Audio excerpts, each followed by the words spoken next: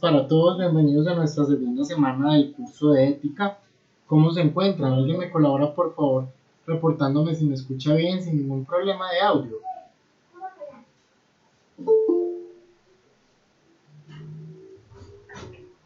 Hola.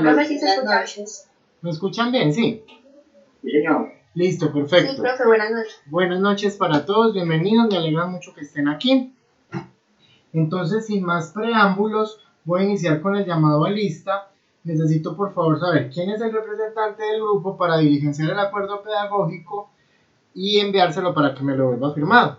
Asimismo, yo recuerdo que una personita de aquí del grupo me dijo que no era de contaduría, a excepción de todos los demás, una persona no es de contaduría. ¿Me recuerdan por favor quién es?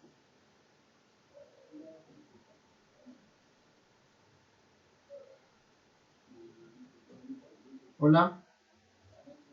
O asumo que todos son... No, pero sí recuerdo que alguien me dijo que era de ingeniería, creo.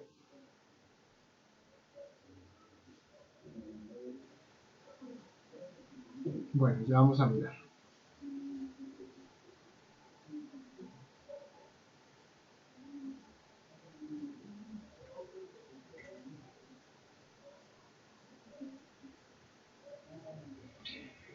Natalia Andrea Bernaza, ¿ya llegó?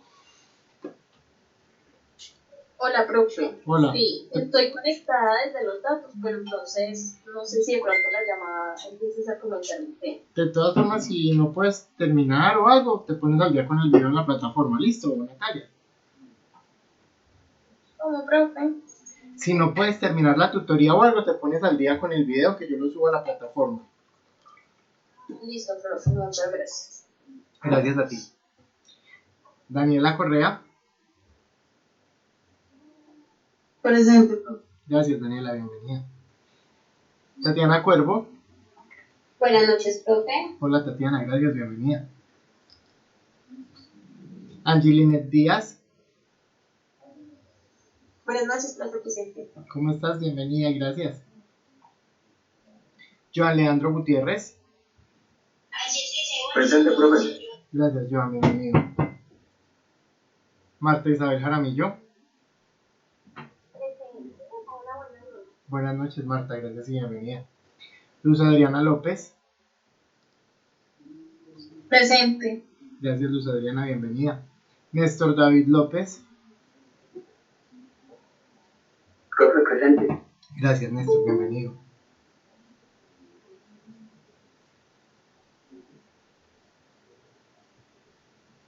Elsa Viviana Marín. Hola, profe, buenas noches. Buenas noches, bienvenida. Gracias. Manuela Ortiz. Gracias, Manuela, bienvenida. Jennifer Ospina.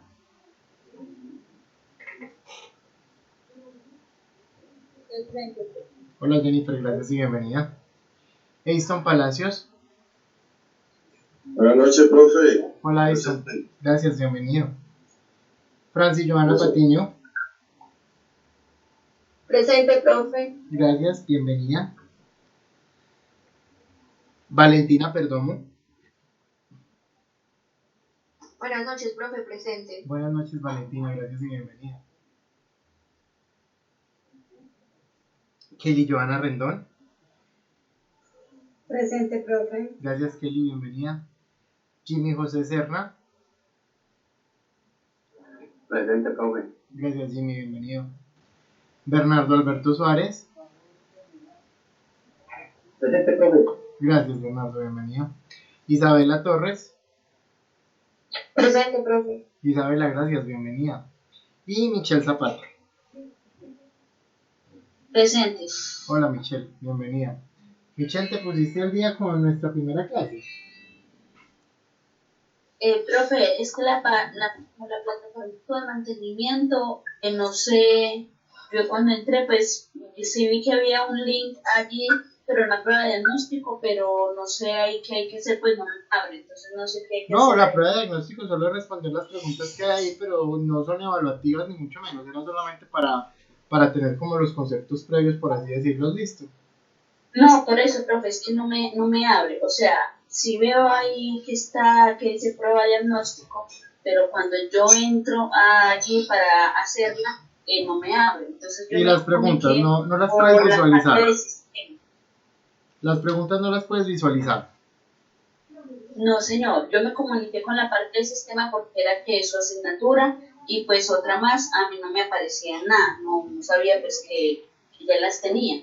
Entonces cuando me comuniqué pues allá con la universidad, me dijeron que las dos plataformas, tanto Moodle como DIL, estaban en mantenimiento y ellos de a poco pues que estaban haciendo las matrículas pues precisamente por lo que estaban haciendo. Y pues yo le dije que era que no podía visualizar bien lo de las clases que me aparecían ahí en Moodle, pero me dijeron pues que tenía que esperar a que ellos terminaran con el proceso que estaban haciendo de mantenimiento. Entonces yo sí puedo ver como lo que usted sube a la plataforma, pero cuando yo ingreso a ese link que es ahí de la prueba diagnóstica, no puedo, pues no veo nada, algún documento o algo. No, son solamente las preguntas que están ahí, pero bueno, igual, si no las ves desde ahí, también las puedes ver en el video y responderlas. Pero como te digo, no me las tienes que enviar ni nada, son solamente para ustedes. Bueno. Listo, profe. Listo, Michelle, muchas gracias. Bueno, muchachos, asistencia completa. Pregunta, 2 preguntas. Vuelvo a hacer la siguiente. ¿Nadie es de otra carrera diferente a contaduría? Alguien me dijo que era de administración, creo, o de ingeniería.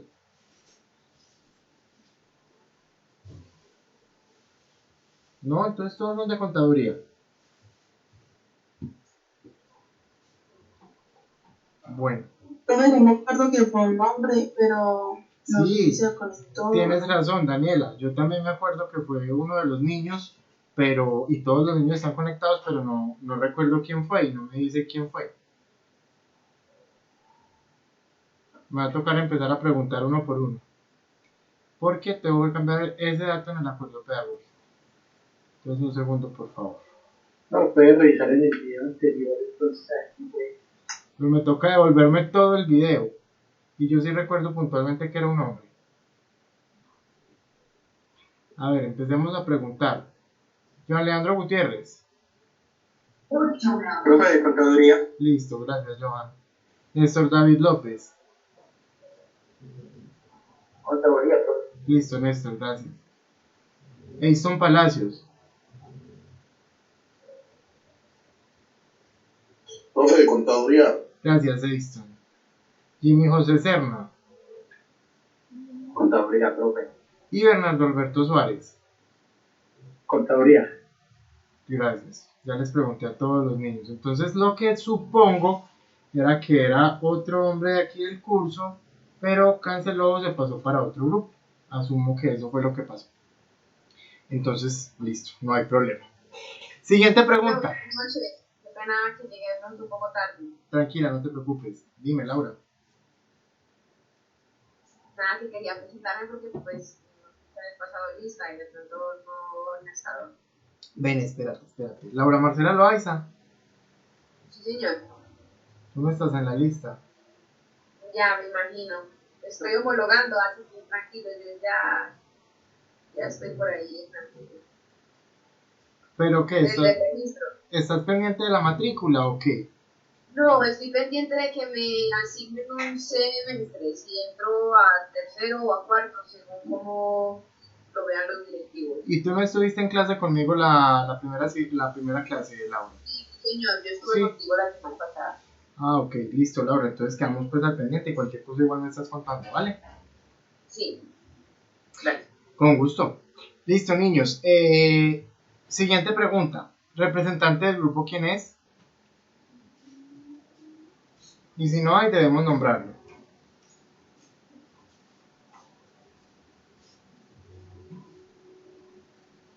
No tienen representante. Ustedes no venían como grupo juntos, niños.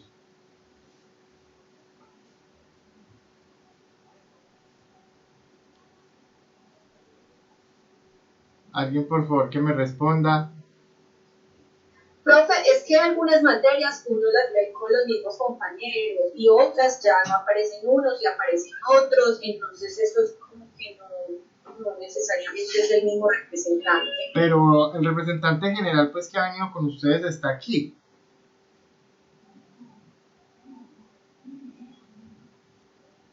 Bueno, ¿quién me colabora siendo el representante del grupo, por favor? Él o la representante del grupo.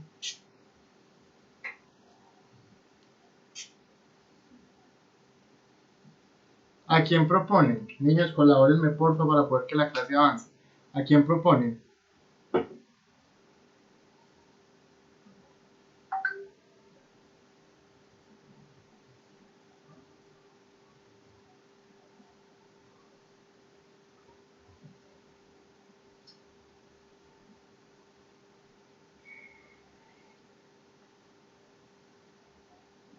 Nadie.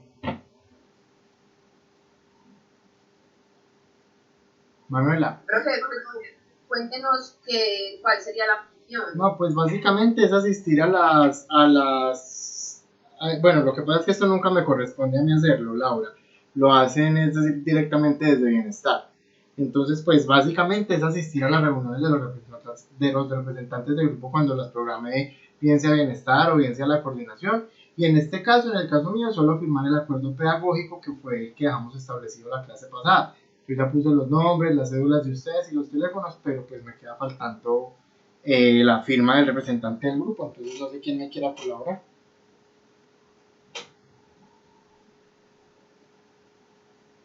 Yo, profe. Listo, Daniela, muchísimas gracias. Entonces te voy a dejar como representante del grupo y hasta que el curso decida otra cosa, pues sigue siendo tú la representante, ¿vale? Dame un Dale. segundo, por favor. Te dejo aquí en login como la representante del curso. Y Daniela, en la plataforma, perdón, en el grupo de WhatsApp dejé el acuerdo pedagógico para que por favor lo firmes, o si no tienes firma escaneada o algo, le coloques tu nombre con cualquier texto, cualquier cosa. Lo importante es que por ahí mismo me lo devuelvas con tu nombre y tu firma o tu chulito o lo que tengas. Listo, Daniela. Vale. Listo, muchísimas gracias. Vale. Listo.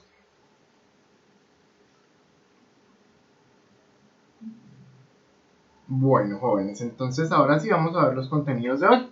¿Qué vamos a trabajar hoy? Vamos a trabajar primero que nada un video corto sobre qué es ética, moral y axiología, y posterior a ello vamos a ver un documental sobre qué es lo correcto y qué no es lo correcto desde la ética, la moral y la axiología. Entonces, por favor, un segundo, comparto pantalla.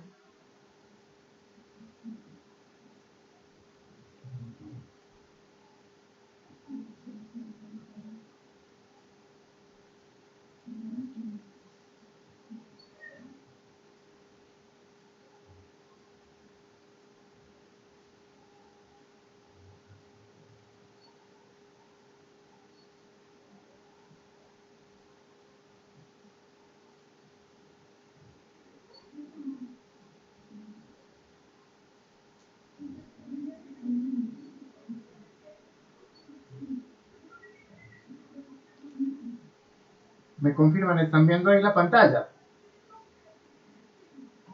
Sí, profe. Sí, señor. Ok, listo.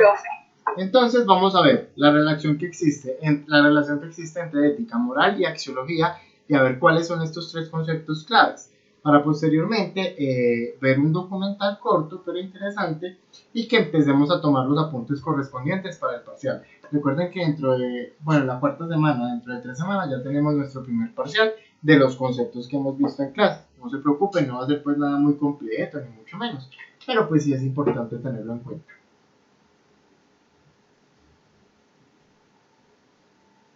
Prosigamos con el tema número 4, relación entre ética y moral.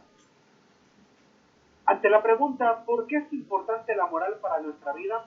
Lo primero que tenemos que saber es que la moral está íntimamente ligada a los actos y conductas del ser humano, es decir, a las reglas de conducta.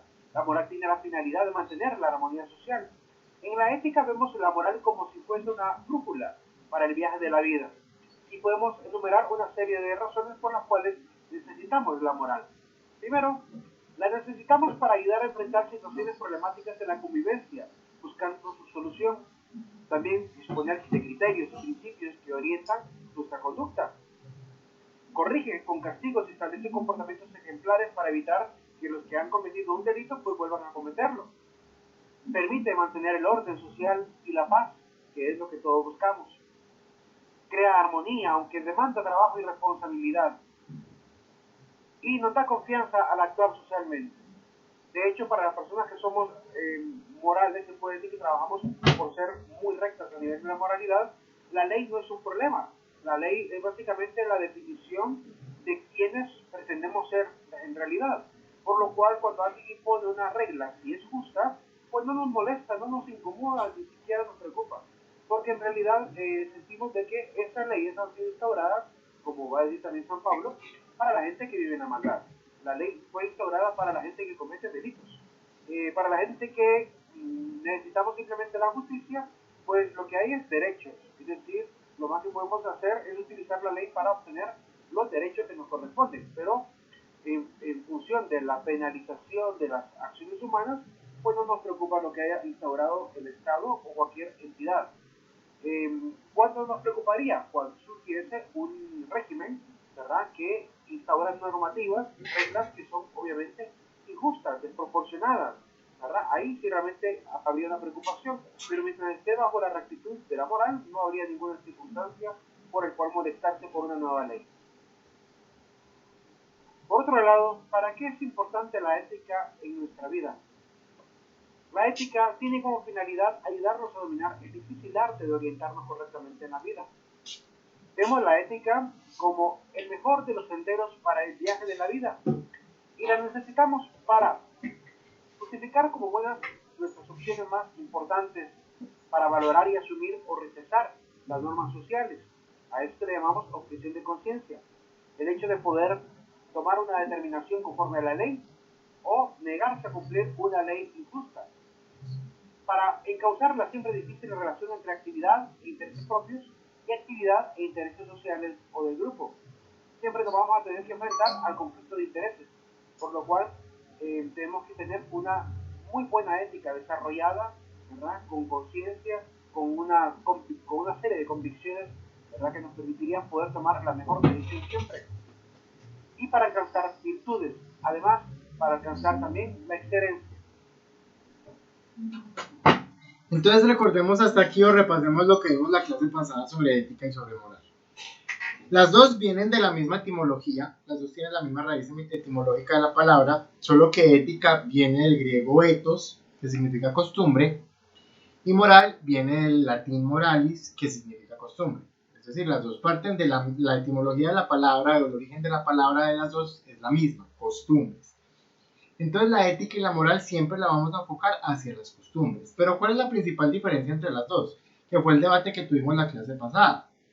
¿Por qué debate? Porque es que aún no se establece una definición concreta como tal, pero la socialmente aceptada, es decir, que la ética va desde la propia percepción, ¿sí?, de lo que para cada uno de ustedes es bueno o es malo dentro de ustedes mismos, mientras que la moral determina lo que es bueno o es malo, pero para un grupo social. Cada vez que hablamos de leyes o hablamos de normas, estamos hablando de lo que es correctamente moral, mientras que si hablamos del pensamiento de ustedes, es lo que es correctamente ético. En esencia, la ética parte del ser propio, mientras que la moral, por decirlo de alguna forma, parte del ser común, o sea, del ser humano como sociedad, de las costumbres sociales, mientras que la ética viene de las costumbres propias.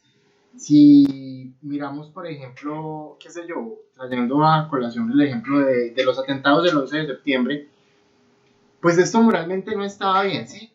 No estaba bien porque obviamente todas las leyes que ustedes miren en el mundo lo prohíben, porque son delitos de lesa humanidad, porque son genocidios, etc.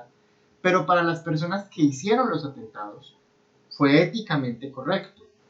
Puede no ser moralmente correcto, pero sí fue éticamente correcto. ¿Por qué? Porque para la ética de ellos o para las costumbres de ellos como radicalistas islámicos, pues matar occidentales está bien. De hecho, quedan las grabaciones cuando el avión se iba a estrellar con las Torres Gemelas, quedan las grabaciones que decía por Alá, es decir, por el Dios de los musulmanes. Ellos estaban haciendo eso por su Dios y ellos estaban convencidos de que éticamente estaba correcto lo que estaban haciendo, así moralmente no lo fuera, pero estaban convencidos de que éticamente era correcto porque eran sus costumbres propias, porque era su ética propia, ¿sí? ¿Qué es lo que pasa? Y es donde a veces hay conflictos entre la ética y la moral, pero en esencia la ética y la moral sirven para lo mismo. Los dos nos dicen son el mejor sentido son el mejor sendero para transitar el viaje de la vida, son las que nos ayudan a determinar las leyes. Cuando una persona es ética, pues entonces no va a tener ningún problema con cumplir con la moral, porque las normas van de acuerdo a su ética propia. Si yo soy ético y yo sé que no debo robar, pues no necesito ni siquiera que la moral me diga que no debo robar. ¿Por qué? Porque para mí está bien. O por el contrario, si dentro de mi cultura yo soy un exhibicionista, es decir, no tengo problema en andar desnudo por las calles, o porque así viene mi formación, o porque así viene mi carácter, pues a pesar de que haya normas que digan que yo debo estar bien vestido, si yo quiero salir desnudo, pues estaría siendo inmoral, pero no le estaría fallando a mi ética. ¿Cuál es la idea? La idea es que la ética y la moral siempre vayan de la mano en este trasegar de la vida o en este camino de la vida, porque son mis normas propias versus las normas sociales o el colectivo en el cual yo me estoy desempeñando. Por eso ustedes nunca van a ver que, o muy pocas veces, aunque esto no se utiliza, nadie le dice a otra persona, usted es un antiético. ¿Por qué? Porque la ética es propia. Porque si yo actúo de acuerdo a mis principios, yo estoy siendo ético. Así mis principios no sean los que están dentro del colectivo. Mientras que si es normal que a las personas les digan que son unos inmorales o usted es un inmoral. Porque a pesar de que usted puede estar actuando a favor de su ética, no está actuando a favor de las normas o del colectivo impuesto, que es lo que rige la moral. Hasta ahí estamos claros con la diferencia de qué es ética y qué es moral. ¿Van conmigo? ¿O alguna pregunta? Sí, profe. Vamos bien. Vamos bien, ok, continuemos. Daniela, muchas gracias, ya lo recibí por el grupo. Además, para alcanzar también la excelencia. La axiología, objetivismo y subjetivismo axiológico. Analizaremos las características de lo que sería el objetivismo y lo que sería el subjetivismo, además del concepto general de axiología. La palabra axiología proviene del griego axios, que significa dicto o valor. Fue utilizada por primera vez en la obra de 1902, Logique de la Volonté, de Paul Lopez. Posteriormente fue utilizada por Evan von Hartmann en el año 1908 en su obra Grundrisse der Axiologie, el plano de la axiología. El concepto de axiología pues se nos presenta de la siguiente manera: estudia los valores y los juicios valorativos, ayuda a afianzarlos en la persona misma. Es la ciencia que estudia cómo pensamos, en específico, estudia cómo las personas determinan el valor de las cosas. Así que la axiología podría ser una de las disciplinas que más podría interesarles a los mercadólogos, sobre todo porque son los encargados de posicionar productos, razón por la cual la axiología podría servirles en gran medida, sobre todo cuando se trata de analizar cómo las personas toman decisiones. Entonces nos surge una nueva ciencia de estudio que es la axiología. Y viene la pregunta, ¿qué es la axiología? Pues la axiología tiene la etimología o la raíz en la palabra griega axios, que significa valor. Y tiende a estudiar es cómo las personas le dan valores a su vida o a sus comportamientos o a sus acciones, ¿sí? O por qué no, a sus omisiones. Es decir, perdón un segundo.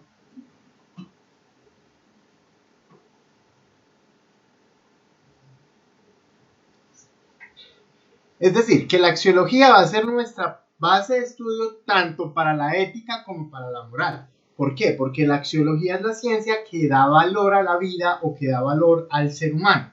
Como es la axiología la que da el valor al ser humano, entonces en ese mismo orden de ideas es de donde parten las costumbres, tanto para la ética como individual, como para la moral como colectivo. La axiología se divide en dos ramas. Por un lado está la axiología ética, en cuanto a teoría de los valores respecto a lo bueno, así que se encarga del tema de la bondad. Por otro lado está la axiología estética. Si bien es cierto, el tema de la belleza es importante cuando analizamos el tema del valor. Entre más bello y más geométricamente bien estructurado esté un objeto, más atractivo es a la vista y por tanto podría valorarse en función de esa belleza. Y también está además la belleza humana, que tiene que ver con la parte estética, pero no se queda solamente con la parte de lo bello en cuanto a geometría o proporción, sino que también analiza la parte del interior. Y en este caso, pues, bello también podría ser el tema de la santidad, el tema de la virtud, ¿verdad? Como dice Ilustrana, que les recomiendo esa página en Facebook también, una modelo atrae, pero una mujer bella, una mujer llena de virtudes, enamora. Ama a los demás, es siempre alegre, vive en paz con todos, es paciente, trata bien a los demás, confía en Dios, es humilde, tiene dominio propio, ¿verdad? Este tipo de belleza también atrae. Y de hecho, si bien es cierto, la mujer estéticamente atrae, pero también en la parte de las virtudes, ¿verdad? Esta parte, como dice Yustrana, enamora. Cuando hablemos de axiología, vamos a entender dos tipos de axiología desde los valores. La axiología ética, que es básicamente la que nos compete a nosotros dentro del curso. No vamos a abordar absolutamente nada de axiología estética, pero pues también hay otra subciencia de la axiología, que es la axiología estética, que es la que estudia geometría, proporciones y belleza como tal. Es decir, se refiere a lo bello. Cuando axiológicamente algo es bello, cuando está bien proporcionado, cuando tiene juego de colores, cuando es agradable a la vista. Ahí parte la axiología estética. Pero para nosotros no es interesante, sino que nos interesa la axiología ética. Es decir, de dónde viene la formación de nuestros valores. Perdón un segundo que alguien ingresó.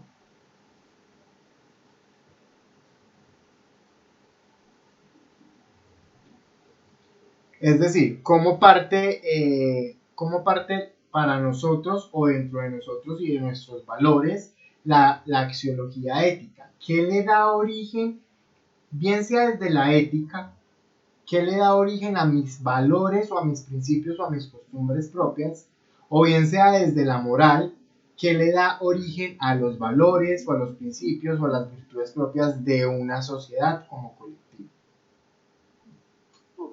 Esta parte, como dice Yustrana, enamora. Al hablar del concepto de valor, en el ámbito de lo económico entendemos pues que es aquello que vale. Sin embargo, en el mundo griego había una palabra muy semejante a la de valor, y era la palabra virtud, ya que en el mundo griego la virtud era la búsqueda de la excelencia, le llamaban el arete, lo excelente. La meta de toda acción, la meta de todo arte era alcanzar la perfección. Entre más perfecto fuese un retrato, una escultura, más valor poseía. De igual manera, el individuo se volvía más valioso entre más virtudes demostraba. La mujer más perfecta era aquella que era más virtuosa. Y eso también como aparece incluso en la palabra de Dios. La mujer virtuosa es un tesoro inestimable dentro de la visión del escritor sagrado. Por así decirlo, las normas morales también pues, van a recurrir a los valores. En el mundo ya romano, cada uno de los valores va a fundamentar una norma. Y estos valores van a estar por encima de las normas mismas. Por así decirlo, no existiría una norma sin el sentido que le da pues la búsqueda de vivir o cumplir con un valor. Los valores tienen carácter objetivo, es decir, son suprapersonales. Si bien es cierto que cada quien puede tener un código de valores, siempre el valor va a estar por encima de la subjetividad. Características de los valores. Veremos dos características específicamente. Número uno, tienen polaridad. Sabemos que los valores se presentan como valiosos porque son deseables. Y por este detalle, a cada valor le corresponde un valor negativo o un disvalor. Por ejemplo, la paz está correspondida con la guerra. Y es así como cada uno de los valores aparecen como parejas de opuestos, donde aparece, por ejemplo, el amor con el odio, la belleza fealdad, el orden desorden. Segunda característica, tienen carácter ideal. Es decir, que el valor mismo pues, es el objetivo de toda la norma. Son objetivos que andamos persiguiendo y por tanto, como las normas nos ayudan a alcanzarlo, el ámbito de los valores es el ámbito del deber ser. Pertenecen a este ámbito. Características de los valores. Entonces ya sabemos que la axiología es la ciencia que va a estudiar la formación de los valores. Y que vamos a tener dos tipos de valores, unos valores éticos y unos valores estéticos. Cuando hablamos de valores estéticos estamos hablando de lo que es agradable a la vista, de lo que es agradable desde la belleza. Cuando hablamos de valores éticos estamos hablando de las costumbres o principios, si son éticos desde el colectivo, si son éticos desde el individual o si son morales desde el colectivo. Pero cuando hablamos de la axiología ética y hablamos de esos valores tenemos que conocer qué son los valores, ¿sí? Valor, pues su nombre lo dice, es que es deseable, es que vale, es que cuesta. Cuando hablamos de los valores éticos que nosotros vamos a estudiar, tenemos que definir sus características. La primera de ellas es que tiene polaridad, y es decir, que a cada valor siempre le va a corresponder un disvalor, es decir, su opuesto, lo contrario. Lo decía el video de ejemplo, la paz a la guerra, el amor al odio, el orden al desorden, la puntualidad a la impuntualidad, la responsabilidad a la irresponsabilidad, etc. Tienen carácter ideal, son el objeto de las normas y es más importante un valor dentro del colectivo que dentro del personal. Yo no me puedo dar un valor a mí mismo de ser responsable, por ejemplo, si el colectivo no me ve como una persona responsable o si yo no transmito el valor de ser una persona responsable. Por eso los valores parten siempre desde el colectivo, es decir, cómo me desenvuelvo yo dentro de la colectividad en la que estoy, dentro de la moral en la que estoy. ¿Por qué? Porque el valor a mí me lo dan los demás, es decir, yo lo tengo pero me lo dan los demás. Puedo decir que soy responsable, pero ¿qué me gano si no parezco ser una persona responsable? O si dentro de mis actos del colectivo yo no estoy mostrando responsabilidad. ¿Vamos claros hasta ahí? ¿Van conmigo o hay alguna duda? Claro. Listo. Todo bien, profe. Todo bien. Para valorar las decisiones necesitamos muchos elementos, algunos de los cuales son los siguientes. Necesitamos una perspectiva, mucha información, necesitamos conocimientos, también la experiencia. Haremos uso de las ideas. Además, es necesario realizar análisis, utilizar siempre la razón y por último observar todas las opciones. De esta manera, pues, podríamos mejorar nuestra capacidad de decisión si consideráramos todos estos elementos. En los valores hay muchas preguntas que podemos plantearnos, y aquí las más fundamentales. ¿Por qué valen? ¿Quién lo determina? ¿Qué criterios existen para que algo sea un valor? ¿Cuántos valores hay? ¿Son efímeros o son eternos los valores? ¿Ya existen y son reconocidos? Es decir, ¿son valores objetivos o son creados objetivamente? ¿Queremos las cosas por su valor o tienen ese valor a medida que se quiere? Esas preguntas y más son importantes y han dado origen a muchos sistemas de consideración sobre los valores. De estas preguntas surge, por ejemplo, el objetivismo y subjetivismo que veremos a continuación. Las características que distinguen el objetivismo axiológico del subjetivismo axiológico tienen que ver específicamente con la naturaleza del valor, de dónde procede. En el caso del objetivista, considera que el valor existe y vale por sí, por tanto no dependen del sujeto que las observa. En este sentido, los valores son ideas o realidades inmutables, absolutas, independientes, dignas de estimación y aprecio. Considera que están implícitos los valores en los seres o fenómenos. Y esto es clave, los valores siempre van a estar implícitos dentro de los seres o dentro de las actuaciones de los seres. Cada uno de ustedes tiene sus propios valores y tiene que reconocer sus propios valores. Pero no reconocerlos en sí porque simplemente lo quieren hacer, sino porque así lo demuestran ustedes dentro de la ética del colectivo o dentro de la sociedad, ¿sí? ¿Por qué? Porque los valores que ustedes tienen son inmutables, es decir, no se pueden cambiar. Y cada valor que tiene cada uno de ustedes como ser humano, independientemente de lo que sea, listo, entonces ya reconozcamos, Daniela es colaboradora, quiso ser la representante del grupo cuando nadie más quería opinar y nos estábamos retrasando en la clase. Ok, entonces entra a jugar como un valor de ella, la colaboración. Y siempre cada uno de ustedes, implícitamente, cualquier ser humano que ustedes miren, que ustedes encuentren en la calle, cualquier persona de esas va a tener valores. Esa es la idea de la moral, que nosotros también aprendamos a identificar cuáles son los valores que tienen los seres humanos que nos rodean dentro del colectivo. Son percibidos por tanto la razón. La razón nos permite, pues, encontrar la importancia que va a ser racionalizada por el ser humano. Son universales y todo lo que se dedica a abstraer su valor lo reconocerá como tal. Solo la razón será capaz de comprender el precio, entre comillas, o costo del valor. Veamos el ejemplo del cuadro de la Mona Lisa. La Mona Lisa tiene un valor otorgado o un valor adquirido. si tiene un valor otorgado, entonces tendrían que haber ciertas reglas que determinen el valor de ese cuadro. Algunos dirían, pues, quizás sea el tema de la antigüedad, ya sea el tema de la técnica, ya sea el tema del maestro que ejecutó la obra. Ahora, si es la antigüedad del objeto, estaríamos asumiendo entonces que el valor que posee es por el objeto mismo, porque realmente el objeto tiene una edad adecuada para ya empezar a valer. Por tanto, tendría mucho sentido lo que dice el objetivismo.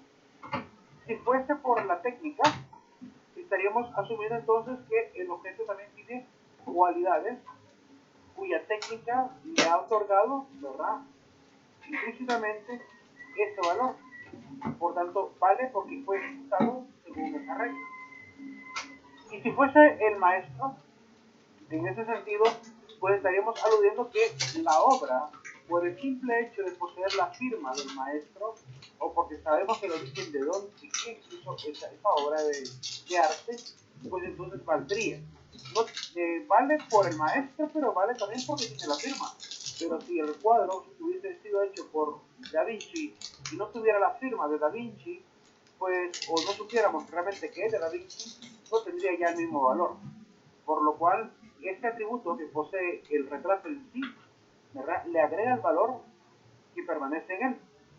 Y el día que la firma desaparezca, quizá baje su valor. Entonces, en ese sentido, lo que pedimos se basa en esto, ¿verdad?, en afirmar que los atributos que le dan cierta estimación a los objetos, a las circunstancias, a las personas, están dentro de las personas, circunstancias o cosas. En el subjetivismo axiológico ocurre lo contrario. Los valores son otorgados por el sujeto que las observa. Yo, que veo la obra de arte, le doy un valor. Son cambiantes y flexibles, pueden no ser estimadas o apreciadas por todos. Porque es un valor para ti, no lo es para mí. Para mí quizás sea muy valiosa una poesía, una canción, un retrato. Quizá para muchos no. En este sentido, pues, los valores son otorgados a los seres y a los fenómenos. Son elaborados por la razón. El que valora el objeto se ha hecho un holograma del valor o la estimación que posee. Y esto se nota muy a menudo y de manera más frecuente cuando alguien está en una subasta. El objeto que está subastado sube el precio de manera inmediata por los que están presentes.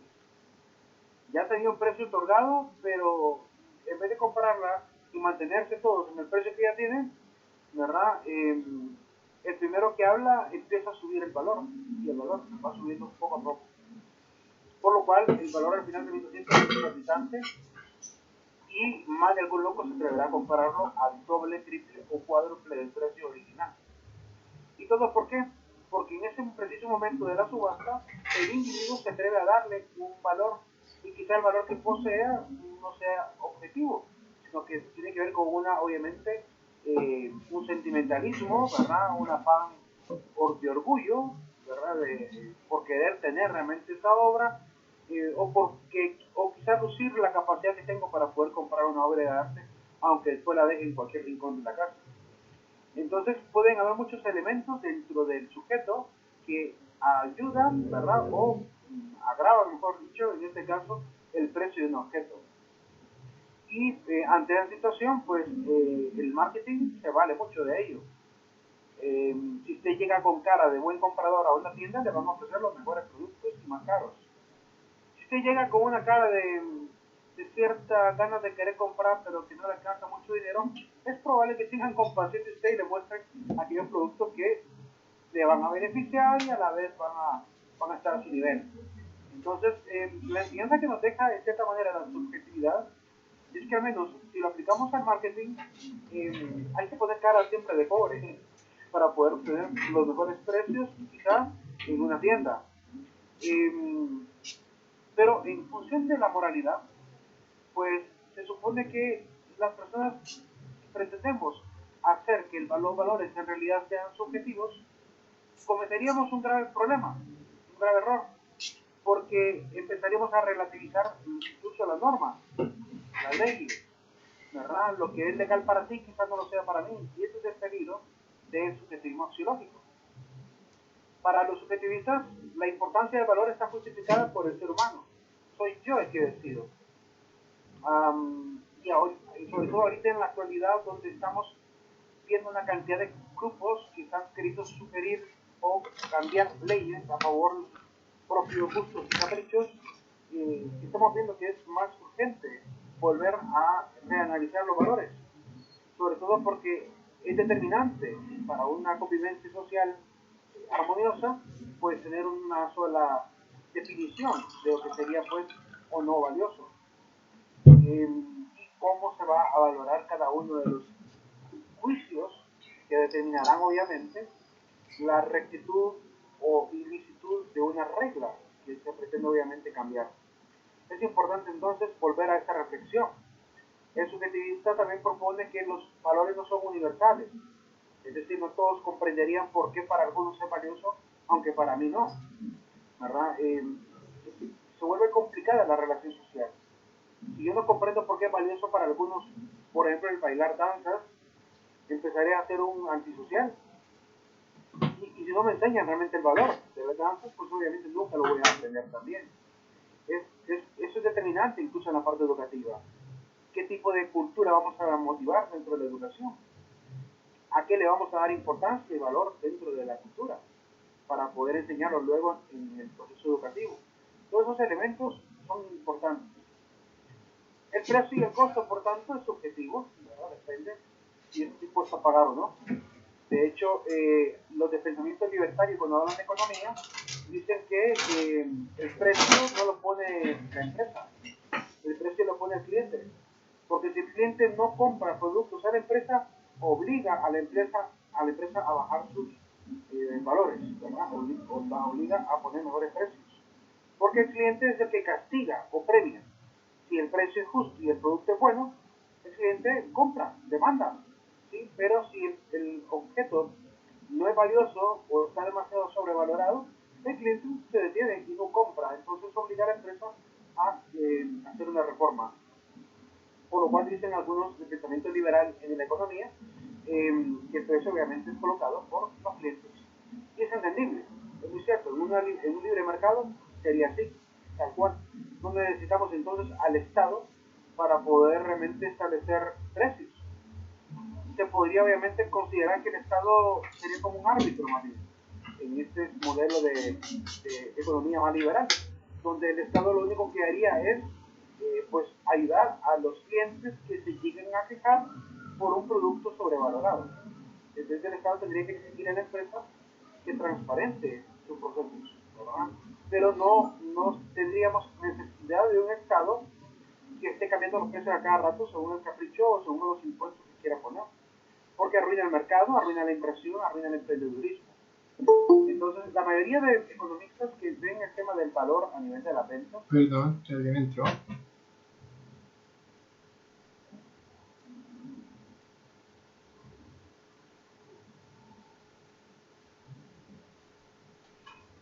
Consideran la importancia, ¿verdad?, de quitar al Estado del camino y dejar al Estado simplemente como un árbitro de protección al consumidor. Eso es lo único que debería de dar. Entonces hay algo que es claro, y es que los valores siempre van a ser subjetivos, así como pasa con los valores que se les da a las mercancías o a los bienes en economía, y que por ley de oferta y demanda, cuando el precio de un producto aumenta, su demanda disminuye, o cuando el precio de un producto disminuye, su demanda aumenta. Asimismo juega con los valores, ¿sí? Si algo está sobrevalorado, la gente no lo va a comprar.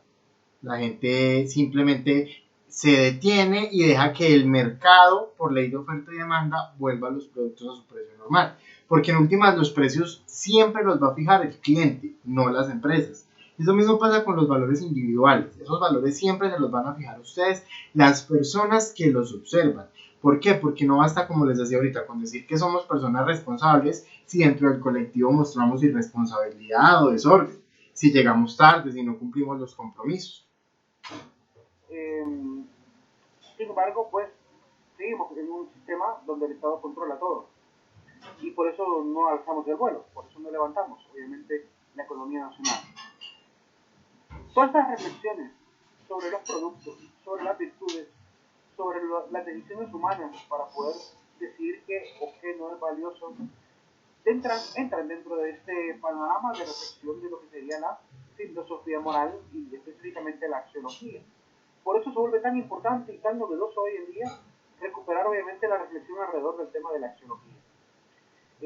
Sobre todo porque es una disciplina muy nueva y es necesario aún seguir más, ¿verdad? Generando pues pensamiento crítico alrededor de este tema. Para ir unificando, a manera de armonizar ambas posturas, tendríamos que decir lo siguiente. Los valores se sirven de ambas, es decir, hay valores que son muy subjetivos y valores que son muy objetivos. ¿Sí? Por ejemplo, el valor que yo le doy a una canción es un valor muy subjetivo. Una canción puede valer muchísimo, ¿verdad? Para algunos y para otros valer nada. Por tanto, ahí hay valores que son subjetivos. Tendríamos que decir que la mayoría de gustos y preferencias sobre la música, el gusto de los sabores, los olores, todos esos valores que le otorgamos a las cosas materiales son subjetivas en su mayoría. Para mí el olor de lavanda es delicioso, para otros quizás sea molesto. También depende de cuestiones orgánicas. De repente el aroma me sea muy fuerte, ¿verdad? Y orgánicamente no esté dispuesto para poder aceptarlo como un olor agradable. Entonces, en cuanto a la valoración de las cosas materiales, ahí sí podríamos decir que hay mucha subjetividad. Pero respecto a los valores morales, ahí tendríamos que hablar de objetividad. Los valores morales tendrían que ser necesariamente objetivos. Porque si son subjetivos, entonces la armonía social va a ser imposible. Va a ser imposible ponernos de acuerdo sobre qué acto de un juez es justo o no es justo. Si tú eres, por ejemplo, pariente de alguien que, digamos, robó y el juez le determina como cárcel, por así decirlo, 2 años de cárcel por haber robado, quizá como pariente esté de acuerdo, quizá no esté de acuerdo. Pero supón, por ejemplo, que el juez determina ponerle a este reo no 2 años, sino 50 años. ¿Qué diríamos en ese aspecto? Obviamente la lógica nos diría que es una pena exagerada para alguien que quizás solo robó, no sé, que robó algo en el mercado. Entonces, en ese sentido, pues el tema de la ley se vuelve un tema muy interesante y que tendríamos que establecer desde una reflexión objetiva para evitar obviamente caer en estas ambigüedades. En algunos lugares a las mujeres que cometen infidelidad simplemente las abandonan en el matrimonio. El hombre decide dejar la casa y se va, pierde todo tipo de deber para con ella. En otros países, si una mujer comete adulterio, la apedrean. Es decir, la subjetividad de la ley es muy clara. ¿Sí? Hay una ambigüedad universal a nivel de toda nuestra humanidad, hay ambigüedad todavía a nivel de los valores que rigen la ley. Por lo cual es importante, ¿verdad?, mantener siempre la clara búsqueda de que los valores que sean los pilares fundamentales para la ley sean de carácter universal. Es decir, que no dependan de mi apreciación como juez ni de mi apreciación como víctima, sino que depende de una apreciación universal para toda la humanidad. Mientras los valores no alcancen esa universalidad, va a ser bien difícil que nos pongamos de acuerdo sobre esas injusticias que a veces se ven en otros países, ¿verdad? Igual manera acá. Aquí también tenemos muchas leyes que también para algunos son muy bien aplicadas y otros no. Pero en este caso la subjetividad no estaría en la ley, sino que estaría más bien en los que son ejecutores, ¿verdad?, de la ley misma, o los que son los que tienen la autoridad de vigilar que la ley se cumpla, ¿verdad? Pero la ley quizá puede estar positivamente bien establecida, con valores y virtudes muy bien establecidos, objetivos, ¿verdad? Ahí lo que fallaría sería más bien la praxis. Entonces, quizá aquí en Honduras este sea el principal problema. No que la ley sea subjetiva, sino que realmente la ley no se aplica como debe ser. Pero la objetividad quizá esté muy clara en la redacción de nuestra ley. Ambas posturas tienen pros y contras, como vemos, pues los pros y contras ya los he enumerado con varios casos. Aun cuando un valor surgiera de la subjetividad, puede llegar a convertirse en un valor inflexible y necesario por convención humana. Por ejemplo, el valor de la paz. O sea, yo quiero vivir en paz. Y este deseo personal lo comparto. Y alguien quizás quiso compartir este afán de la paz. Y después ese valor pues se va compartiendo, se va volviendo más general y al final termina siendo pues un valor universal. Entonces hay elementos que están tanto en la subjetividad como en la objetividad, tanto en la vida individual como en la vida social. Y se desean en ambos ámbitos. Por esa razón es importante considerar que la subjetividad también es, por así decirlo, una causa de posibles principios universales. La mayoría de filósofos que van a ayudar, incluso los grandes pensadores, van a generar varios valores que se convertirán prácticamente en paradigmas. El caso más interesante y más llamativo para esta clase es el caso de Hipócrates, quien a través de su juramento estableció, al menos aparecen dos principios, el de hacer el bien siempre, el de no hacer mal a nadie. Estos dos principios que están en el juramento hipocrático se volvieron universales.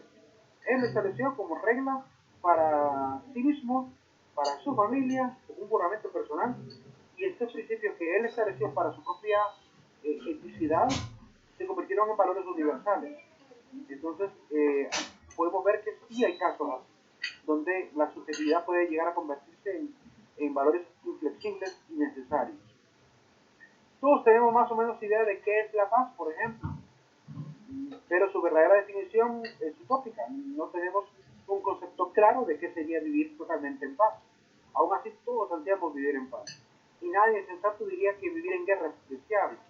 Por lo cual, aunque no comprendamos el concepto absoluto de la paz, lo deseamos, lo anhelamos, ¿verdad? Y lo consideramos importante. Así también hubo realidades valiosas consideradas técnicas, y que la historia terminó declarándolo como subjetivo. Por ejemplo, y quiero poner un ejemplo, aunque nos duela mucho, pero es la verdad histórica, la Iglesia, su opinión respecto a la ciencia era considerada, pues, valiosa, pétrea, ¿verdad? Era la que determinaba, censuraba o daba paso, pues, a los avances científicos en la Edad Media. Sin embargo, después de Nicolás Copérnico, el problema con Galileo, pues la Iglesia fue perdiendo su autoridad. Y en la actualidad, pues, la opinión de la Iglesia respecto a la ciencia es como la opinión de cualquier otra persona. Se le va a aceptar solamente a los científicos que trabajan dentro de la Iglesia. Pero ya un obispo, que no es astrónomo, su opinión en astronomía es solo eso, una opinión. ¿Sí? Ya no puede ejercer el derecho de pretender ser maestro de una disciplina que en principio no la ha estudiado. Esa potestad, pues, de opinar en cuanto a la ciencia se volvió rigurosa, totalmente. Hoy en día en la Iglesia tenemos muchos expertos en áreas de ciencia. El sacerdote jesuita que están estudiando la astronomía, en San Adolfo, ¿verdad? Es decir, hay gente que está dedicada a la ciencia en la Iglesia. Tenemos a católicos que no son necesariamente ministros, sino que son laicos, que están entregados a proyectos de ciencia, como Francis Collins, trabajando con el genoma humano. Y su opinión respecto al tema del genoma y respecto al tema de los genes, cuando él necesita dar una opinión moral, pues es valiosa. ¿Por qué? Porque él es experto en el área del genoma, estuvo a cargo del proyecto del genoma humano. Por lo cual, él ahora puede ejercer perfectamente la opinión respecto a eso, ¿verdad? Pero eso, obviamente, cada quien en su campo, ¿sí? Y ya no como antes, que la Iglesia, aun cuando los obispos no fueran expertos en una disciplina, si censuraban, no había forma de poder pasar de ahí. Entonces, el valor de la opinión de la Iglesia, pues, se mantiene cada vez, se mantiene menor en comparación a como era antes, ¿verdad? Lo que hoy sí es valioso entre la Iglesia es siendo el llamado moral, el llamado hacia vigilar, ¿verdad? Las diferentes ciencias, vigilar la dignidad humana en medio de la investigación científica. Esta parte sí, la Iglesia sigue dando su opinión y es valiosa, ¿verdad? Y ahí sí, su opinión vale totalmente, porque se mantiene todavía como entidad, ¿verdad?, moral, y eso a pesar de la cantidad de escándalos que han surgido entre la Iglesia. Pero como la doctrina es pura, se mantiene obviamente la doctrina como el pilar fundamental de toda la Iglesia. Y aunque un sacerdote individualmente falle, aunque un obispo individualmente falle, la iglesia no se va a caer por un obispo o por un sacerdote que haya cometido un pecado o un delito. La comunidad de fieles se mantiene unida gracias a que comprendemos la importancia de la doctrina y sabemos que nuestra mirada pues, está puesta en Cristo. Así que las opiniones que la iglesia da a través de sus documentos y a través de la doctrina que se sigue recompartiendo, aclarando, expandiendo en los documentos papales, pues seguimos prestando toda la atención debida porque sigue valiendo, ¿verdad? A pesar, como digo, de los escándalos que puedan haber. En ese sentido, pues, la iglesia ya ha manejado pues, un ámbito de opinión que está ligada más a la parte pues, de la eticidad, de la moral, que en función de la ciencia. Ese papel ya se lo dejó a los científicos, pero aún así no dejan de haber documentos papales que hablan en función, obviamente, de vigilar la ciencia, de estar obviamente pendientes de que la ciencia no rompa lo que sería primero el derecho natural, que no rompa también el derecho de la dignidad humana. Eso es lo más importante, que los avances científicos sigan, pero que no violenten obviamente la dignidad humana. Esto se refiere mucho a todo lo que pasó en la época de la Inquisición. Por ejemplo, no sé si ustedes saben o han leído el tema de Galileo, que dentro de su ética, y a él le tocó renunciar a su ética por la moral, porque dentro de su ética la Tierra era el centro del universo. Perdón, el Sol era el centro del sistema solar, del universo, conocido hasta entonces. Y para la Iglesia Católica se entendía que era la Tierra. Como era la Tierra, a él le tocó, a pesar de que ya había hecho sus investigaciones, hasta se ha quemado una retina por estar mirando el Sol con un telescopio. A pesar de ello, pues por la moral le tocó renunciar, porque si no lo iban a asesinar la Inquisición. Entonces ahorita pues obviamente está el derecho católico, el derecho canónico, perdón, que permite pues darle como cierto alcance a la iglesia, pero bueno, usted llega hasta aquí, de ahí no puede continuar. Vamos a terminar con una pequeña reflexión basada en los hechos que le ocurrieron en Jeremías y que están narrados en el capítulo 37 y 38. Esto no es pues con enfoque cristiano ni mucho menos para la clase, simplemente son ejemplos éticos que se basan de la Biblia. Si alguien por sus creencias no cree en Dios o no cree en la Biblia o tiene una creencia diferente, pues no lo tome como una educación religiosa, sino simplemente como anécdotas de la Biblia que también se traen para el curso. Con esta frase, una vida ética que supone decir la verdad, es costosa y arriesgada. Quiero contarles cómo fue el hecho de Jeremías en estos dos capítulos. Así en breve, no lo vamos a leer, básicamente, se lo voy a explicar.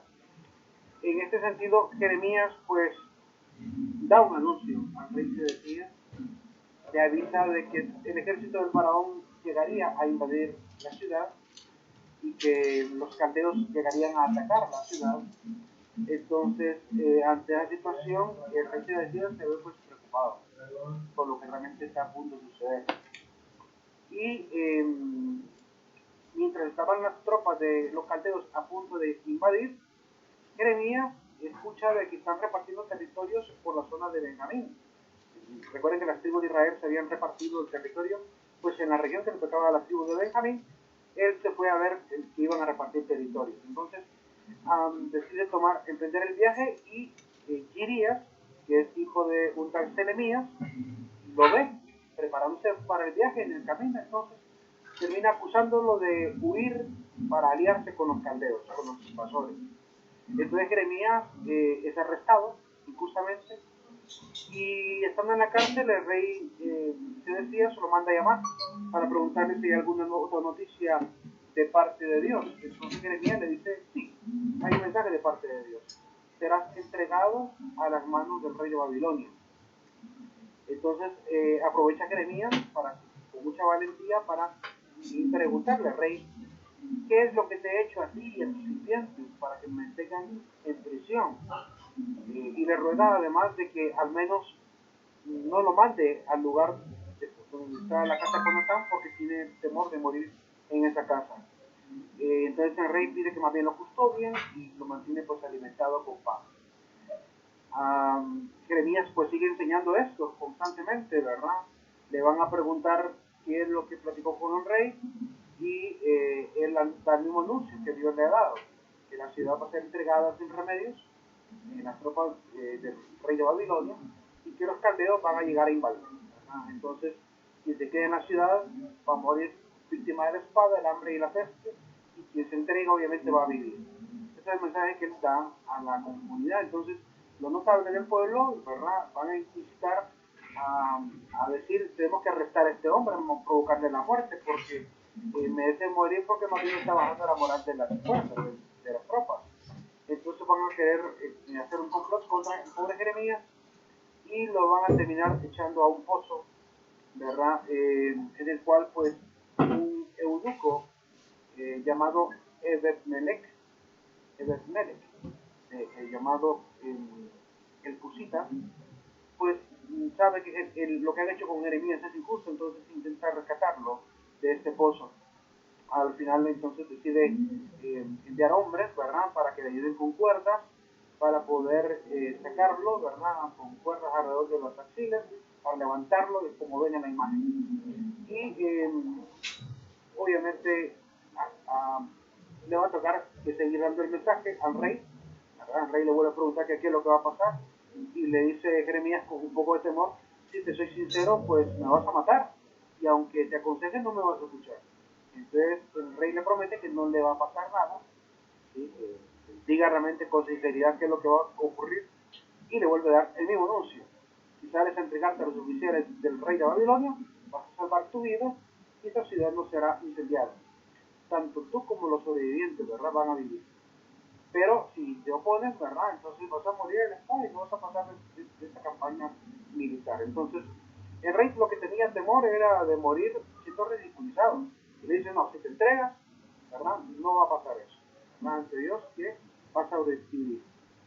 Pero si rehusas, entonces todos van a padecer. Y este es el mensaje. Si se fijan, el mensaje de Jeremías es el mismo antes de la cárcel, durante la cárcel, durante el pozo y después del pozo. Es decir, padeció muchísimas cosas y la verdad tenía que seguir. No cambió su opinión, no la ablandó, ¿verdad? Fue sincero siempre. Y eso es lo que pasa con alguien que vive una vida ética. Aunque toque, obviamente, que sufrir, que padecer, que pagar un alto precio por decir la verdad, quien realmente quiere ser excelente, quien realmente quiere ser bueno, ¿verdad? Y en el mundo cristiano decimos, pues, quien quiere realmente ser santo, tiene que aprender a decir la verdad sin temor, ¿verdad?, al padecimiento. Entonces, ese es el mensaje que nos tenga Jeremías, ¿verdad? Mantener nuestra palabra, ¿verdad?, sin blandura y con mucha objetividad, con tal de siempre hacer la voluntad de Dios. Bueno, jóvenes, entonces dejemos hasta ahí nuestro inicio del curso. Ahí ya vimos pues un poquitico más dentro de la etimología de las palabras, qué es la ética, qué es la moral, qué es la axiología, para qué sirve, qué estudia cada una de ellas. Y pues son definiciones que vamos a ir teniendo en cuenta para cuando hagamos las escuelas de pensamiento ético y las escuelas de pensamiento filosófico. ¿Vamos claros hasta ahí o hay alguna pregunta?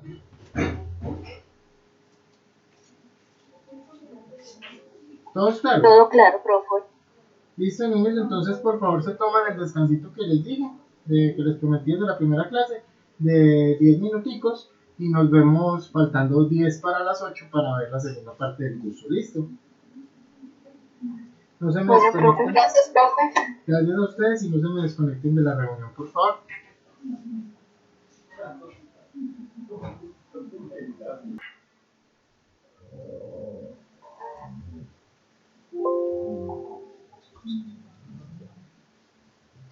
Listo, jóvenes, entonces retomemos. Ya para continuar nuestra segunda mitad de la clase de hoy, entonces vamos a hablar un poquito de la ética profesional. Una cosa es que veamos la ética dentro del ámbito de los valores personales, pero ahora lo enfoquemos también hacia nuestra profesión. ¿Están escuchando bien ahí y están viendo la pantalla?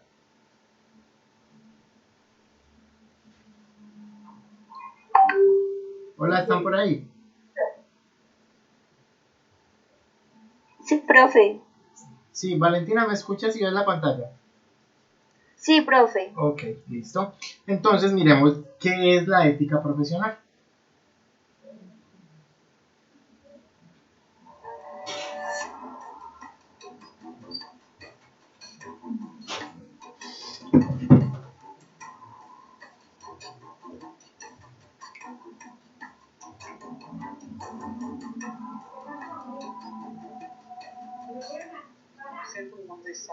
agradezco.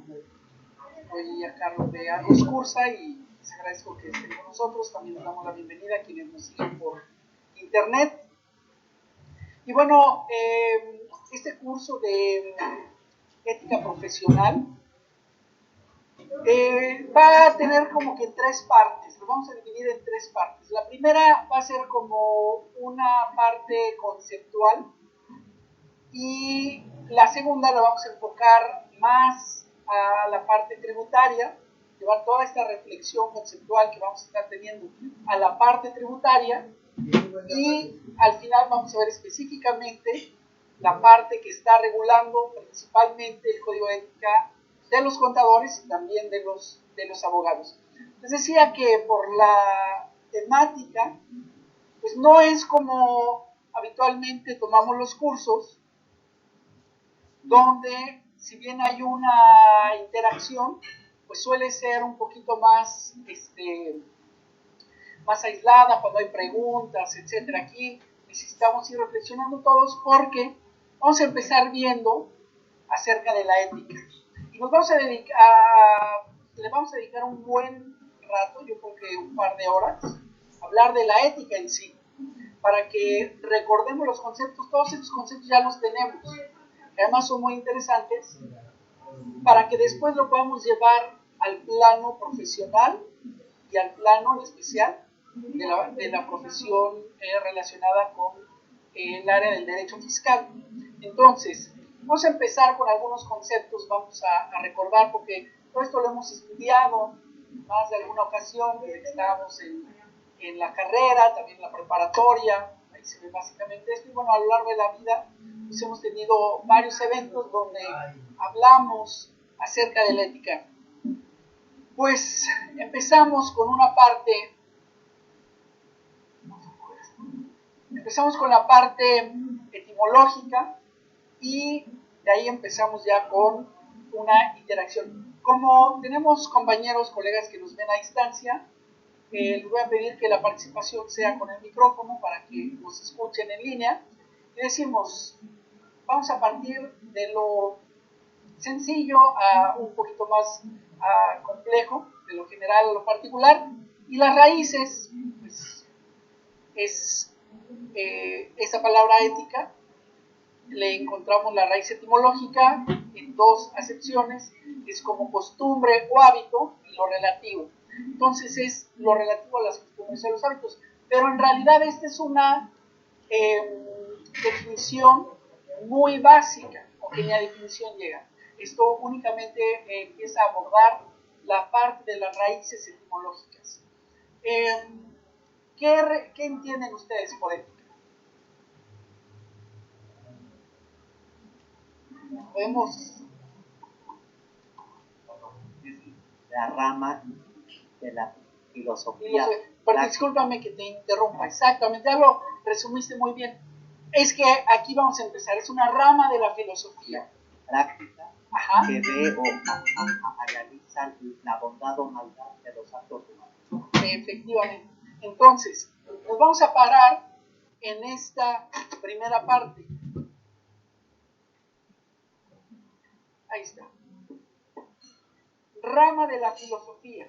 Podemos ver varias definiciones, pero si nosotros vamos a abordar el estudio de la ética y lo queremos abordar a la ética tributaria, hay conceptos muy interesantes. Quiero que lleguemos a planteamientos muy interesantes. Por ejemplo, dice el artículo 31 en su fracción cuarta que es obligación de los mexicanos contribuir al gasto público. Pero, ¿qué pasa cuando el gasto público es, por ejemplo, la compra de un avión presidencial que cuesta 6,000 millones, casi 7,000 millones de pesos? Y ahí vamos a lo que nos está pasando a nosotros, ¿sí? Es decir, nosotros también tenemos en la Constitución Política Colombiana la obligación de contribuir al gasto público. Pero éticamente, ¿qué es lo que ocurre cuando el presidente se va a comprar 33 camionetas blindadas? O cuando para contribuir al gasto público nos van a meter una reforma tributaria que le pone IVA prácticamente toda la canasta familiar, ¿sí? O cuando para contribuir al gasto público las personas que que no declaran renta, pero que se ganan más de 2,5 millones de pesos para el otro año van a tener que empezar a declarar. Entonces ahí es donde empiezan los conflictos entre la ética y la moral, porque la moral a mí me dice a través de la Constitución que yo debo aportar al gasto público, que es mi obligación, pero ¿y si es ético? ¿Si está bien para mí lo que está pasando? Vamos a tardar 15 años en pagarlo y que además la Sedena se niega a dar información de quién lo usa, cuándo lo usa y a dónde lo usa. Explico, ahorita está ese conflicto, ya el INAI le ordenó que tiene que dar la información. Entonces, ese tipo de planteamientos son los que debemos llegar a hacernos, o es el propósito, guiarnos a este tipo de reflexiones, decir, ok, ¿es ético pagar contribuciones? ¿Es bueno, es malo? Pues sí, es ético, es bueno, pero lo estamos haciendo para el gasto público, pero hay una eticidad por parte del Estado en la aplicación del gasto público. ¿Y eso qué implicaciones tiene? ¿Me explico? Son meras reflexiones, porque es una disciplina filosófica o una rama de la filosofía o parte de la filosofía. Entonces, antes de que entremos a la ética, vamos a recordar un poquito acerca de la filosofía. Y la filosofía no es ajena a ninguno de nosotros. A ninguno de nosotros diario filosofamos, porque la filosofía tiene que ver con la reflexión. Entonces, vamos a estar hablando en esta primera parte, vamos a empezar abordando un tema de la filosofía en general.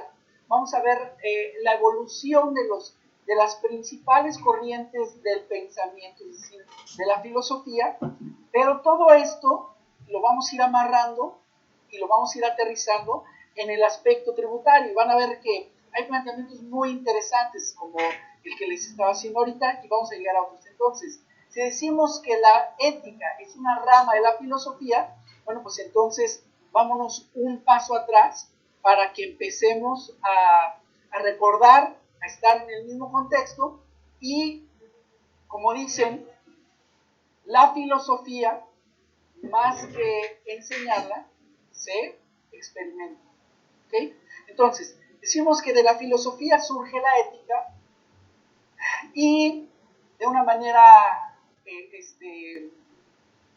genérica, yo sé que nos podríamos pasar aquí a lo mejor horas y horas, y si viniera un experto en filosofía, a lo mejor se tardaría 15 días o 15 sesiones hablando de qué es la filosofía, pero vamos a verlo de una manera muy práctica.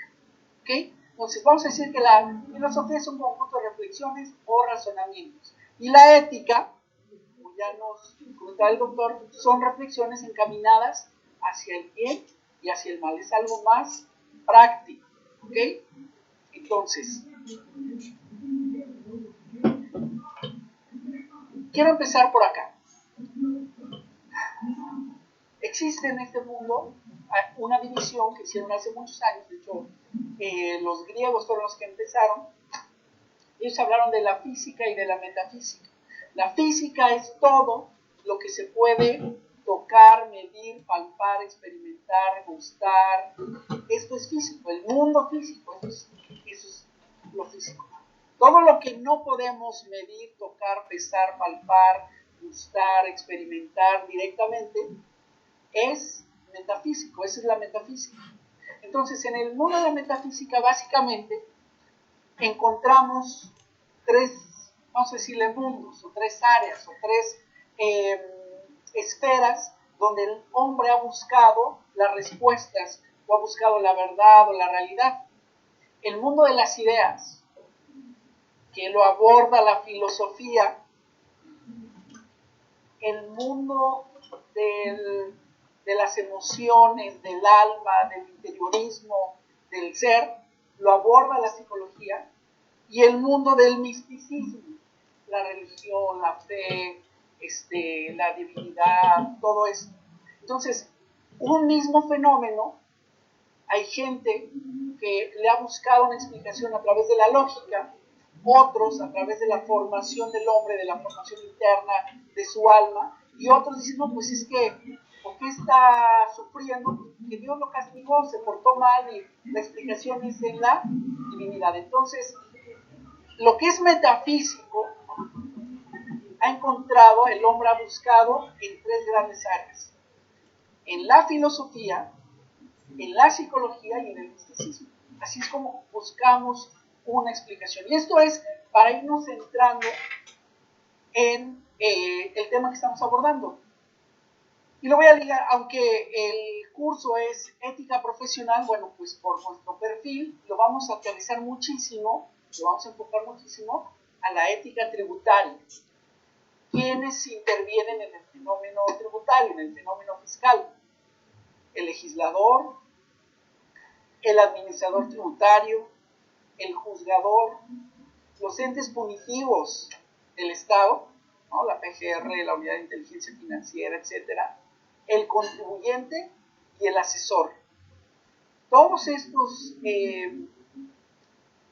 actores de la fiscalidad, pues tienen que ver, tienen que abordar también el tema de la ética.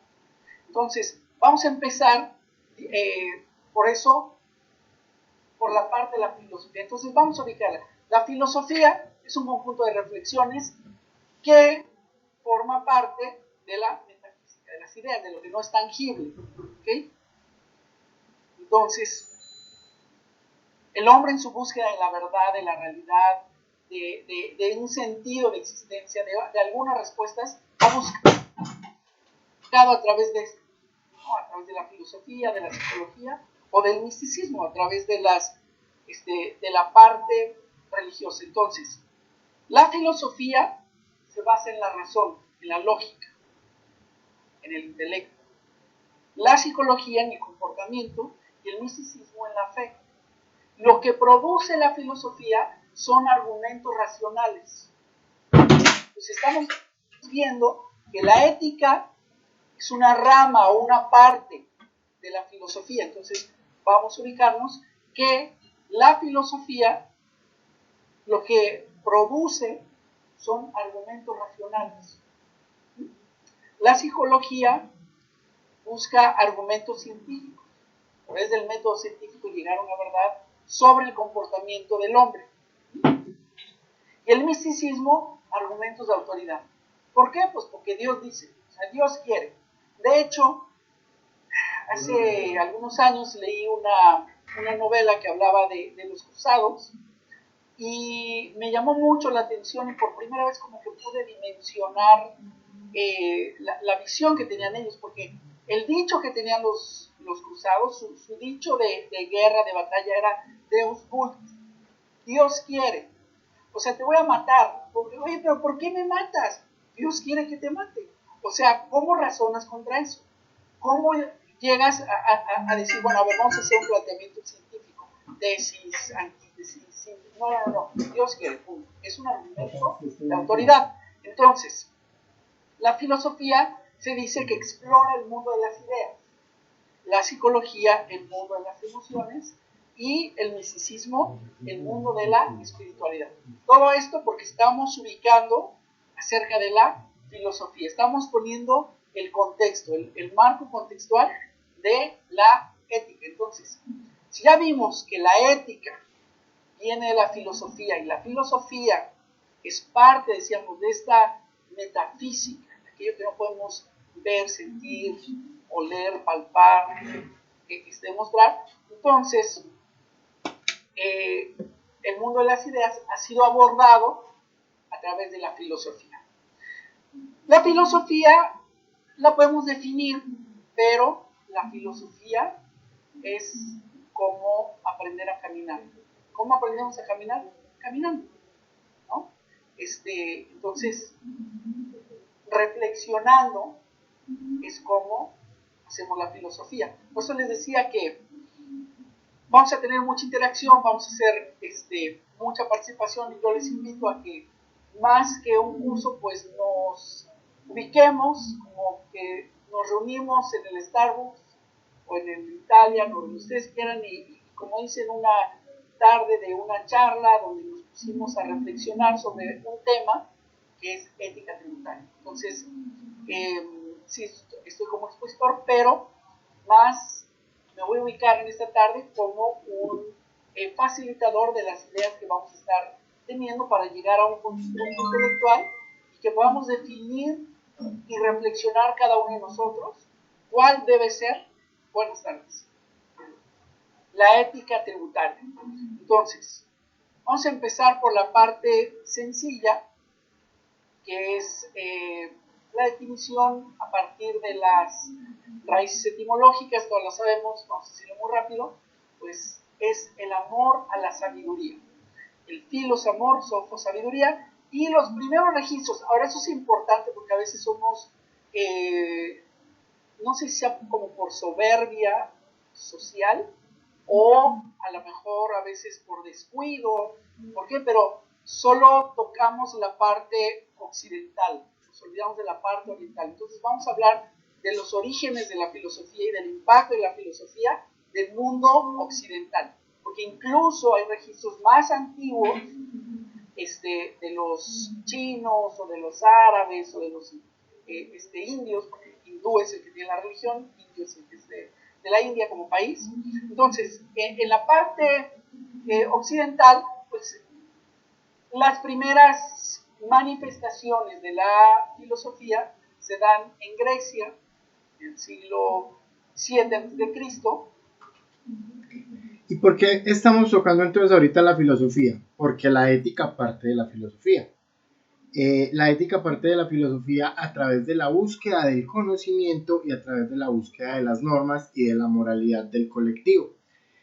¿De dónde viene la etimología de la palabra filosofía? Del griego philos, que significa amor, por eso se dice filiación, cuando yo siento amor, y sophos, que significa sabiduría. O sea, básicamente filosofía es amor a la sabiduría. Y es allí donde tiene su origen la ética y la moral. Donde ellos por primera vez empiezan a tener esta inquietud de, pues de empezar a reflexionar. Ya empiezan a tener una sociedad más establecida, empiezan a reflexionar sobre algunos puntos, y ellos son los que empiezan a estructurar las reflexiones que decíamos, este pensamiento reflexivo, y lo empiezan a encuadrar en una rama del conocimiento, en la cual, por cierto, destacaron mucho, tanto que hasta la fecha, pues es una referencia. Entonces, como filosofía decíamos que es aquí leemos un conjunto sistemático de los razonamientos expuestos por un pensador. Es una reflexión sistemática sobre cualquier punto, aunque básicamente la filosofía abordó el amor, el lenguaje, la ética, la belleza, la nación, la familia, son los grandes temas que ha abordado o que abordó desde un inicio la filosofía, pero en términos generales son los razonamientos, ¿ok? Entonces, ya comentábamos, en el siglo VII antes de Cristo, con Pitágoras en Grecia, específicamente Pitágoras vivió creo que 22 años o 21 años en Egipto, y estudió a la luz de algunos sabios árabes, y de ahí trajo sus ideas reflexivas. Él llega a Grecia, y entonces pues empieza a difundirlas, y los primeros registros de la filosofía tal como los conocemos se dan en esta época, ¿ok? La historia dice, una anécdota, que sea verdad o ya sea el romanticismo de los historiadores, que cuando él va llegando a Grecia le dicen: ¿a qué te dedicas? Y él respondió: yo soy un filósofo, yo soy un amante de la sabiduría. Entonces como que a todos los sacó de onda, y ya de ahí pues fue el inicio de este comportamiento. Entonces, les decía que todos hemos estudiado filosofía, todos hemos filosofado. El ciclo filosófico básico es el ciclo que empieza con el asombro, o sea, cuando algo nos llama la atención. Decíamos hace ratito, en cuestión del artículo 31, fracción cuarta, es obligación de los mexicanos contribuir al gasto público. Y luego preguntamos, ok, pero ¿qué pasa cuando ese gasto público pues es una Casa Blanca? ¿Me explico? O ese gasto público, les ponía el ejemplo, es un avión presidencial que cuesta más que el que tiene que es más caro que el avión presidencial de la nación más rica y poderosa del mundo, que nos vamos a tardar 15 años en pagarlo. ¿Es ético lo que está haciendo el Estado con el gasto público? Si no es ético lo que él hace, es ético pagar impuestos. No estamos aquí para decir lo que está bien o lo que está mal, simplemente para que reflexionemos. Y hemos estado diciendo que es lo que vamos a estar haciendo. Entonces, lo primero que hacemos es algo que nos llama la atención, algo que nos causa un asombro y nos lleva a un cuestionamiento, a preguntarnos, ¿está bien, está mal? ¿Cómo es en realidad? ¿Cómo son las cosas? Etcétera. Ese cuestionamiento que nos lleva a un ejercicio reflexivo, nos lleva a un conocimiento, nos lleva a una conclusión de la cual después dudamos. En el ciclo filosófico dudamos. ¿Estará bien la conclusión que llegué? ¿Estará mal? Y esto nos aproxima a la verdad. Una vez que tenemos la verdad, bueno, se dice que cuando estamos en un proceso filosófico es una búsqueda continua y no hay un punto final, no hay así como que ya descubrimos la verdad y hasta ahí, digamos, es como que una búsqueda continua. Y todos tenemos momentos reflexivos, todos tenemos episodios o temporadas donde nos causa más inquietud algunos aspectos y entramos en este ciclo filosófico. Insisto, estamos hablando y vamos a hablar un rato de la filosofía en sí, porque decíamos que la ética, antes que entremos al análisis un poquito más profundo de la ética, decíamos que la ética es una parte, una rama de la filosofía. Entonces, antes de abordar lo que es la ética, bueno, pues vamos a estar platicando acerca de la filosofía. Hay dos formas en cómo adquirimos el conocimiento: a través de nuestro intelecto y a través de nuestros sentidos. Y dudamos, y todos hemos tenido episodios donde con nuestra razón dudamos de nuestros sentidos, o con nuestros sentidos dudamos de nuestra razón. Ese es otro punto de partida de la filosofía, del cuestionamiento filosófico, del quehacer filosófico. No sé si, yo creo que a todos les ha pasado que les hacen un truco de magia, por ejemplo, y entonces aquí tenemos una información, pero como que lo queremos probar y decimos, no es cierto, a ver, lo veo, o viceversa, estamos dudando de lo que estamos viendo, tocando, etcétera, y de lo que estamos razonando, o viceversa. Entonces, nosotros obtenemos el conocimiento a través de los sentidos o a través del razonamiento, a través de nuestro intelecto, y ambos nos generan o nos llevan a este proceso filosófico de dudar de la realidad, dudar de la verdad, o simplemente tener curiosidad. A lo mejor no dudamos, pero tenemos la curiosidad, y entonces a través ya sea de los sentidos o del intelecto empezamos a construir nuestras reflexiones.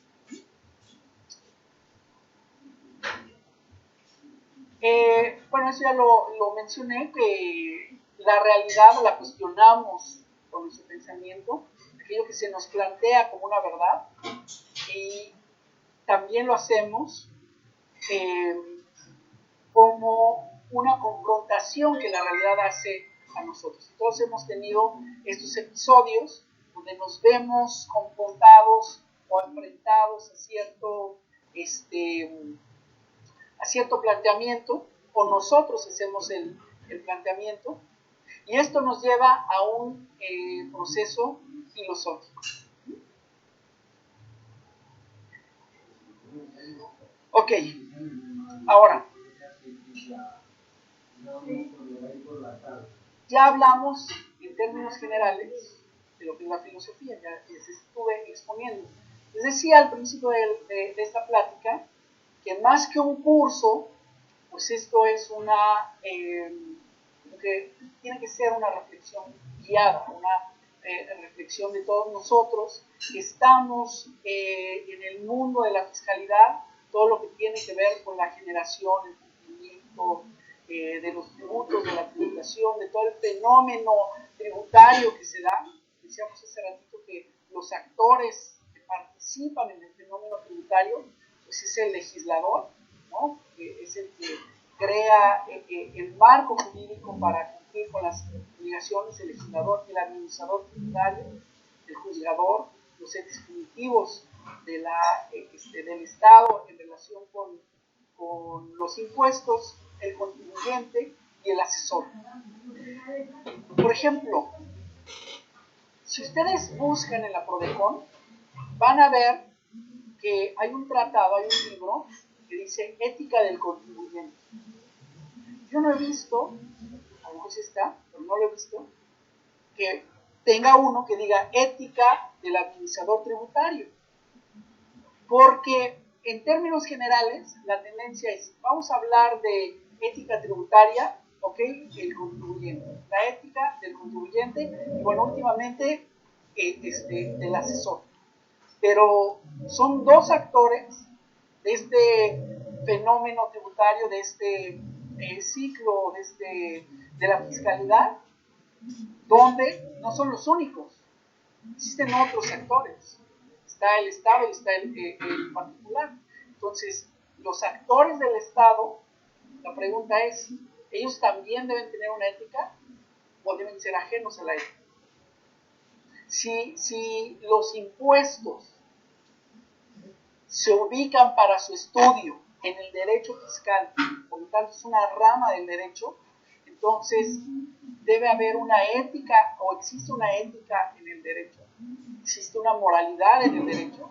Pues son planteamientos que han sido explorados, han sido cuestionados por mucho tiempo, pero nosotros vamos a estar también haciendo este ejercicio. Entonces, como les decía, más que estar en un curso, vamos a echar a volar un poquito la imaginación. Estamos aquí en un café todos y vamos a estar haciendo este conjunto de conocimiento. Entonces,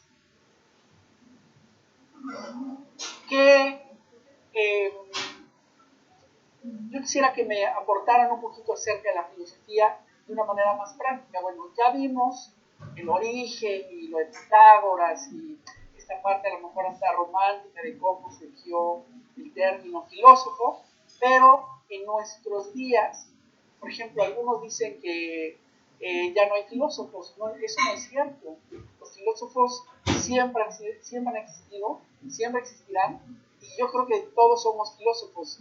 Entramos como que en esa definición de músico, poeta, loco, y yo no voy a agregarle filósofo, pues todos tenemos un poco, porque es este proceso reflexivo.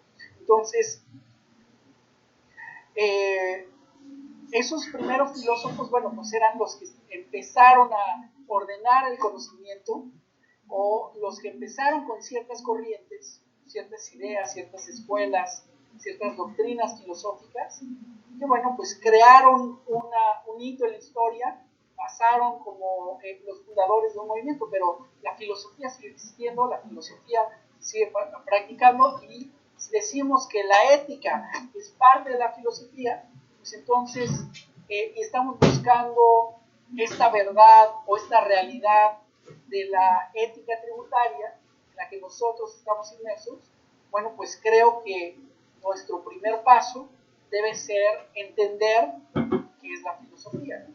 Que la ética es parte de la filosofía. Entonces, yo quisiera que enriqueciéramos esta charla, y que alguno de ustedes participara en una reflexión de lo que es la filosofía hoy en día, ¿no? De cómo la vivimos a diario.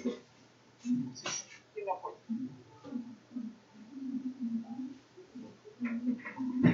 Filosofía es la ciencia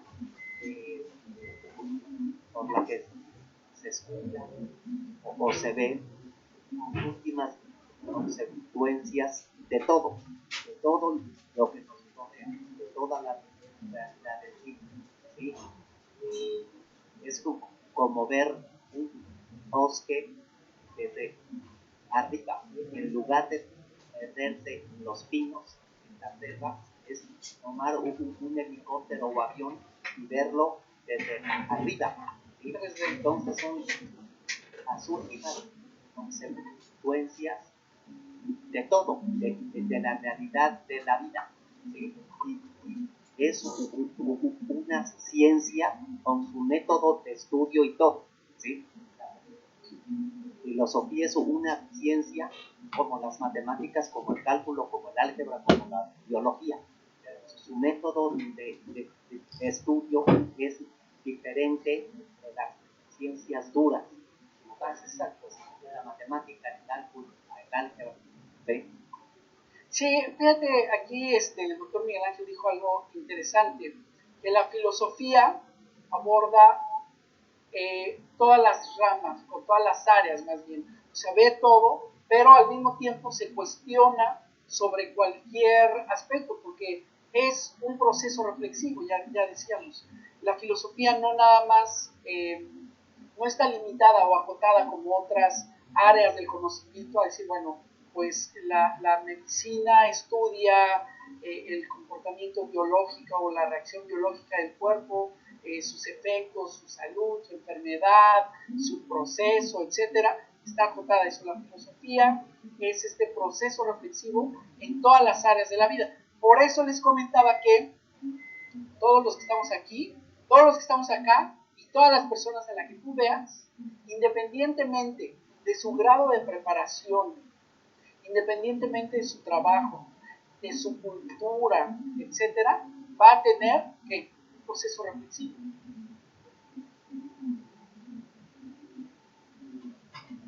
Bueno, entonces hasta ahí llegamos a lo que es la ética profesional.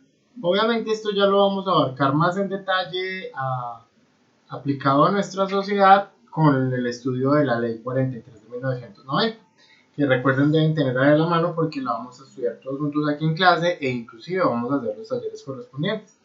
La idea de hoy era conocer un poquitico más de filosofía y cómo da origen a la axiología y a su vez la axiología cómo da origen a la ética y a la moral. Yo sé que estas clases pues resultan un poquito agotadoras, no es lo que nos gusta a nosotros los contadores, pero pues igual son conceptos que tenemos que ir conociendo y con los cuales nos tenemos que ir familiarizando. ¿Estamos claros hasta ahí? ¿Dudas o preguntas? Cualquier inquietud o cualquier observación, adelante. Lo que quieran aportar, si entendieron, tienen alguna pregunta.